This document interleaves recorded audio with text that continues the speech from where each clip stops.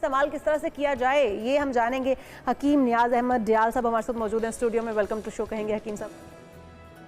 आमले के बारे में एक बड़ी मशहूर कहावत भी है कि औले दा खाता ते स्याने दे आखा, हमेशा बात पता चल रहा है। यानी इसके जो असरात हैं ये फौरी हमको जाहिर नहीं होते, वो कुछ सालों में, कुछ अरसे इसके अंदर एक अल्लाह ताला ने ये ताकत रखी है, सलाहियत रखी है कि ये हमारा जो इम्यून सिस्टम है, जो बीमारियों के ख़िलाफ़ हमारे जिस्म के मजबूत बनाता है, क़ुव्वत मुदाफ़िअत। इसमें तो कोई भी नेचुरल हर्ब जो आपके मिजाज के मुताबिक है और आप उसके ख़वास को समझते हैं और आपके जिस्म की ज़रूरत है वो इस्तेमाल करेंगे। तो इस्तेमाल हकीम साहब बताइए। उसमें देखें जी, इसका कच्चा जूस भी इस्तेमाल किया जा सकता है, जिसका बेहतरीन ये होता है कि 1-2 आमले लें, उसमें कोई 1 आधा चुकंदर और 1-2 गाजरें मिला के उसका जूस इस्तेमाल करें। ये हल्का सा तुरश होगा क्योंकि इसके अंदर विटामिन सी बहुत ज़्यादा पाया जाता है, तो इसका मुरब्बा भी बनता है और इसका अचार भी बनता है।